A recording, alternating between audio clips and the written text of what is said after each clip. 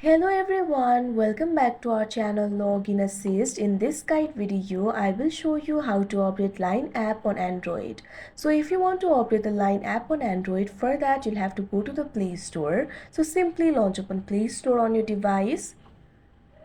You can see over here Play Store has been opened. At bottom you'll be able to find various options over here. Simply tap on the search icon that you can see at the bottom right corner of your screen. Now you'll be led to this kind of interface. Tap on the search bar that you can see at the top. Now simply type in Line. Now you'll be able to see the results over here. Find the application for Line and tap on it. Now you'll be led to this kind of interface. Right now you can see two options over here, uninstall and open. If your application is not updated, instead of open option, you'll be able to find the option for update. All you have to do is tap on it.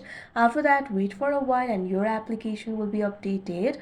After your application has been updated, all the bugs will be fixed. Also, you'll be able to use the latest version of the application and the performance will also be smoother. So like this, you'll be able to update the Line app. So that is how you operate Line app on Android. I hope you found this video helpful. Thank you for watching. Make sure to like, share and subscribe to our channel.